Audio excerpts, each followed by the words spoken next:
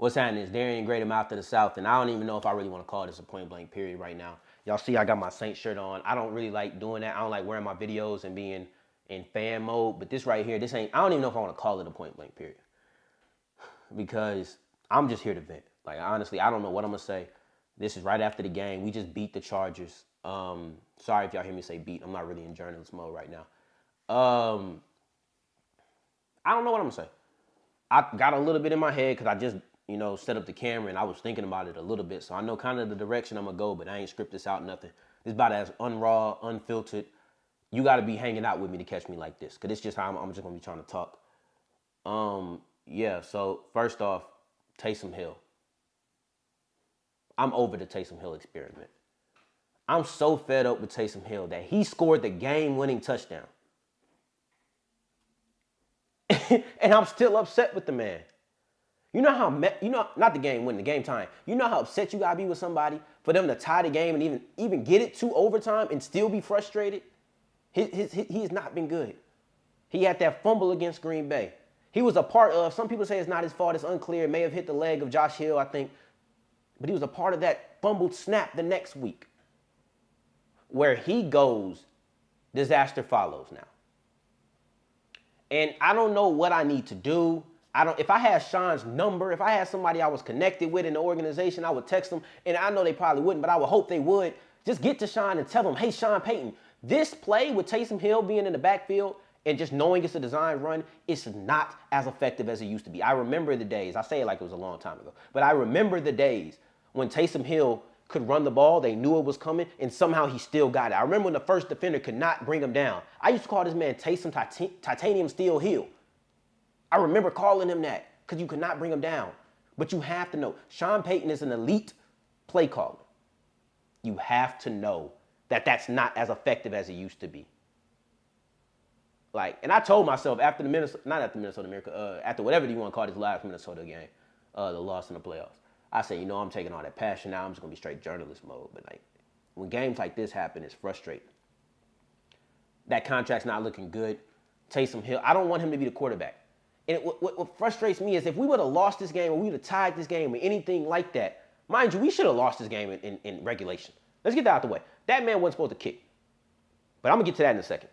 Missed that kick. He wasn't supposed to. I'm going to get that in a second. I'm just venting now, y'all. Taysom Hill in overtime, 2nd and 9. And you put Taysom Hill in when Drew Brees is rolling. Sean, what are you doing? I already feel like it's almost like a wasted down because everybody knows what's coming with Taysom and they're not being fooled and he's not just running through people anymore. That was another thing. He used to just run through people. People were there, but Taysom would just run through them. He's not now. If you're going to waste that play, waste it on first down. I'm going to be mad regardless, but waste it on first down because on 2nd and 9, it's 2nd and long. He's fumbling through the freaking backfield and he only gets 3 yards. Now you're in 3rd and 6.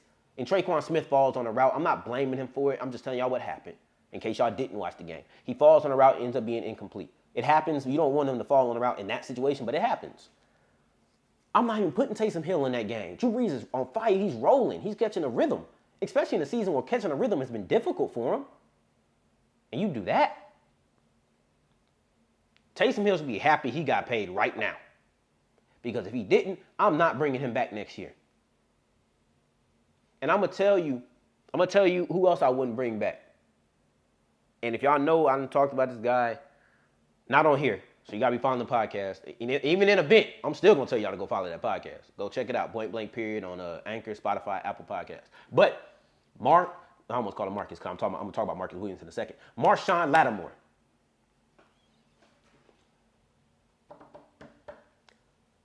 I'm gonna post this on Instagram, Twitter. This is probably gonna be my little snippet or whatever.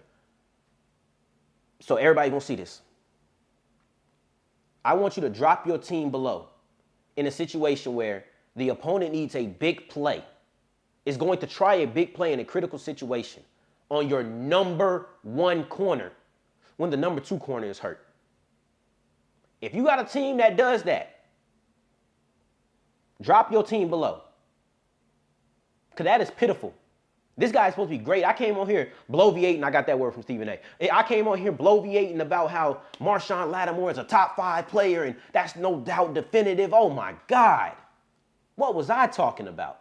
I did another video where I said Taysom Hill should get 5 passes a game, 5 dropbacks, but he's going to run 4 of them. Thank God I didn't post that video. It was talking about Drew Brees having a pitch count, but I just never put it out. Marshon Lattimore, this is disappointing. Mike Williams is a good receiver, but apparently he's not good enough for Marshon Lattimore's brain. Keenan Allen's in there. I don't know if Keenan Allen's making that play, but Mike Williams, there you go. Put your number 2 receiver. Somebody texted me and said, Mike Williams made that catch on a game, on an all-pro elite cornerback. I said, no. Mike Williams made that play on a Marshon Lattimore. Let's get that straight. Let's not get that confused. Iron it out. And I looked over to my father because I'm watching the game with him. And I look over to him, and y'all know I don't like Marcus Williams like that. I think that he's a part of a lot of bad plays too. But, analysts and other people will tell you that Marcus Williams is an elite rangy safety. And I'm not going to take that away. I'm not going to say they're wrong. But I looked over to my dad. Mind you, I don't like Marcus as a player. And I asked him, hey, I don't think that Marcus Williams is getting signed because I thought that with Kamara. And I looked at him, I asked him, do you think that Marshon is playing so bad right now that Marcus Williams will get signed? And they just say, yeah, we're not paying this guy. Because it's been bad. You can't keep getting beat deep. You can't. And another guy on that secondary, before I transition to them, Marshon Lattimore, Taysom Hill, quarter, corner, whatever back. Not running back, quarter, corner. Either quarterback or cornerback. That's who I want in the first round. If it's not Jameis Winston, because I still like Jameis. If it's not Jameis Winston going to be manning up this team next year, we either need to get a free agent, we need to hope Detroit bad, because I would love to get Matt Stafford. Or you draft the first round quarterback if there's somebody there. I trade up. Same thing, I don't problem doing it. Trade up. That's really how I'm feeling right now, because this Breeze last year. And on the other side, cornerback, I'm drafting a first round corner if I can. Man, I might try to trade Marshon and see if I can get a first. Then I can draft a corner and a quarter. But the last guy I'm talking about is Malcolm Jenkins, and that was disappointing because you're another guy who Disaster has been following lately. And I like Malcolm. Respect him as a man, respect him as a leader, respect him as a player. But you had a rough Raider game. You got mossed a couple times last week, but I think you actually played pretty well. I don't think you played that bad against Green Bay. But this game, you had, I think, 4 plays. You missed 2 sacks. One was for a touchdown. I think the other one was for a first down. And you had an interception right in your hand, right after Breeze hit Cook for that touchdown. And, man, that would have changed the tide. I don't even think this game gets to overtime. You got to play better, man. You got to finish those sacks. That's just how I'm feeling. I was so disappointed with this game that when their kicker missed that extra point or that field goal to win the game, I just stayed in my seat. My homie called me. I stayed in my seat. I was like, hey, man, you got to get it some way, right? And I'm going to give y'all 2 little pieces of good news. Let's just end with something good so I'm not negative and mad the whole time. When Alvin Kamara caught that pass on that guy, that wheel route where it was juggling, he caught it, that play was great. Cool. But his celebration after, where he got down in the wide receiver position to check with the ref, that was beautiful. I ain't going to lie. That was beautiful. But, and the last piece of good news I got is in the midst of checking my Twitter mentions after the game, my friend Brandon B-Date had tweeted out, as my boy says, they don't put ugly in the win column, just win. And I did say that, but I'm still upset. But I'm glad he reminded me of that. Could make me feel, I guess, a little bit better because it's like, at least maybe I can go to sleep tonight because I done vented this all out, and I appreciate y'all for listening. I hope y'all still here. But at least I can go and say we're 3-2. We could look this bad. My friend Dez hit me, said, hey, y'all should be 5-0 right now. And I said, yeah, I know. But at least we 3-2 and not 2-3. I guess I'd rather be a ugly-looking 3-2 team than a ugly-looking 2-3. But yeah, this me venting unfiltered, raw. It's me. I'll catch y'all next time.